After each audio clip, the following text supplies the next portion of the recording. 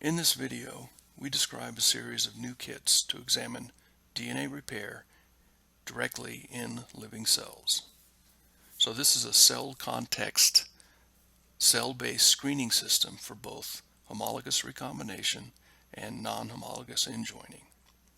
We're using fluororeporters to examine DNA repair in the cell context.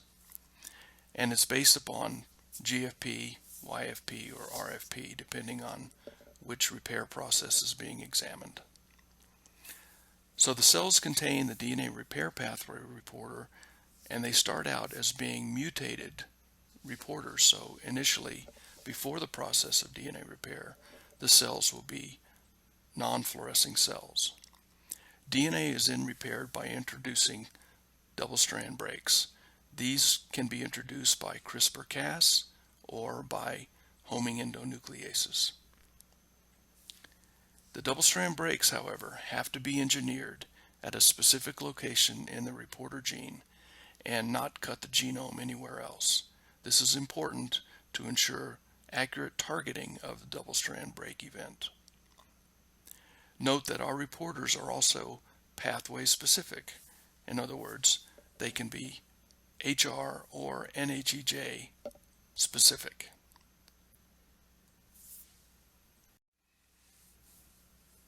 While we do have both HR and NHEJ specific reporters, this video is going to focus on homology-driven recombination repair.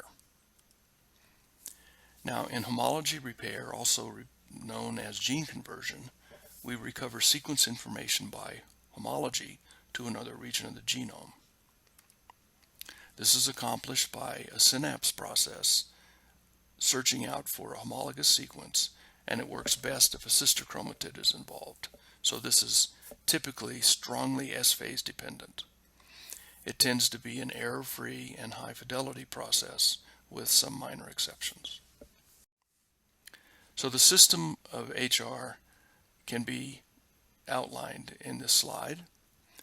The host cells can be HeLa or mouse and lineage-specific lines that stably express the reporter gene. So we engineer these lines to contain a stable integrant of the reporter gene for HR.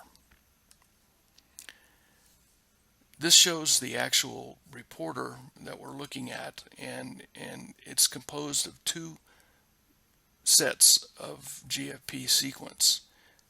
In the first set, we have shown here, cassette 1 is actually comprised of a entire GFP gene. However, we've engineered a stop codon, which is located right to the left of the ISCE1 site, and this serves two purposes. First, we introduce the SCE1 site for a unique double-strand break, and second of all, it means that this gene cannot be expressed.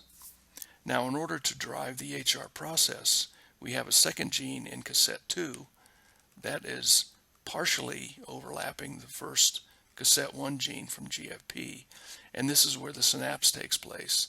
And so this wild type sequence is brought in to here and will actually repair this stop codon, and the end result is before SCE1 you see little or if any fluorescence shown in this slide, and then after SCE1, in this particular case 48 hours later, after transfecting in and expressing plasmid for SCE1, the pooled population is showing strong GFP fluorescence as indicated in this slide.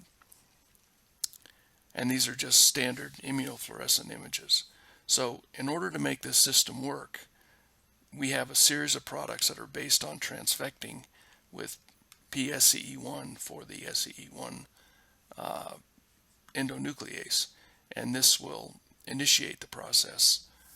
The readout is based on GFP percentage and GFP intensity.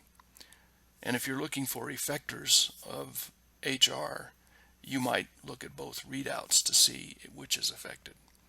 This readout can be measured by flow cytometry or a less expensive procedure, image cytometry, but also live imaging with time lapse.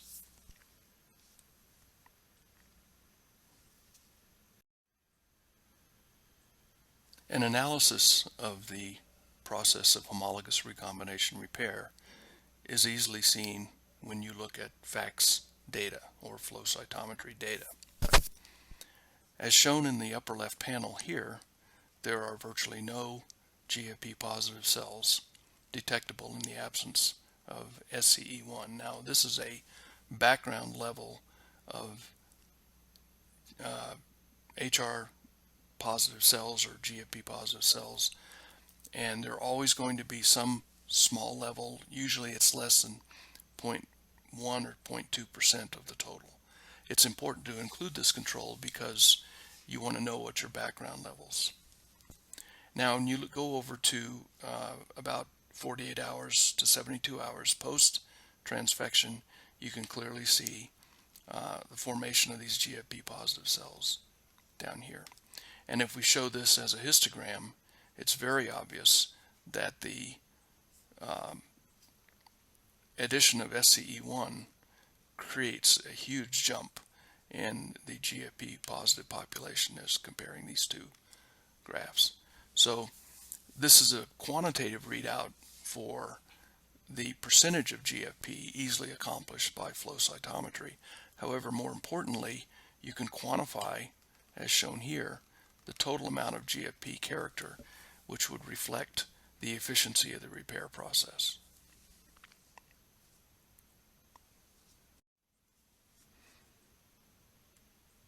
The process of HR can be tracked in individual cells using imaging, and live imaging will reveal the very first cells to turn green. We call these progenitor cells. These are all daughter cells from that progenitor cell, and each daughter cell can be tracked into the future.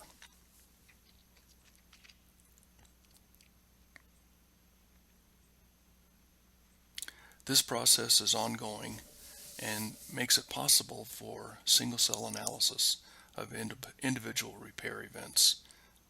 And we believe this is a very powerful technology because single-cell analysis is extremely popular these days.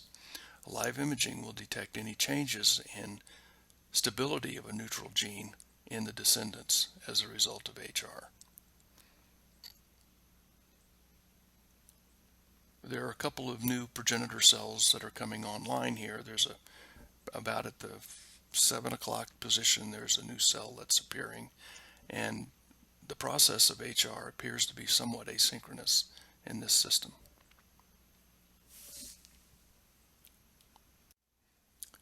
So a very obvious question that comes up is, what are the application of these DNA repair kits?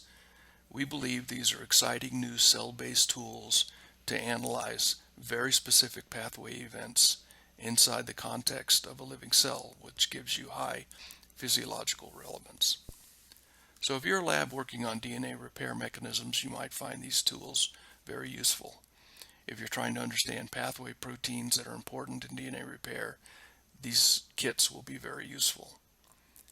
DNA repair events during the cell cycle can be useful if you have a host cell that easily arrests in G1, such as 3T3 cells. This is one of the products we actually offer. Trying to find new targets for therapeutics can be achieved using these kits. Screening for drug discovery and related projects would be very powerful applications with these kits. Finally, there's some evidence that as we age, our proficiency in DNA repair degrades, and there have been some recent studies showing that the actual cell-based repair process can be reflected in the aging process. In some cases, investigators may want to do knockdowns, knock-ins, gene additions, or look at novel factors that impact on a specific pathway. Small molecule effectors, chemical library screens coupled with in silico high throughput technology would find this technology very useful. Other proteins that influence HR efficiency and are important in DNA repair can be analyzed. Here's an overview of some of the cell-based HR kits from Topogen. The basic kits we offer currently are HeLa-based kits using transfection with SCE1, using TET-on to induce an endogenous SCE1 gene, or using CRISPR-Cas to introduce a unique double-strand break in the genome. We also have rodent kits such as the mouse 3T3. We have a neuroblastoma kit where we've stably integrated the reporter into this particular human cell line. These cells can also be differentiated, so if you're interested in understanding the repair process during cell differentiation in a neurological line, this can be done.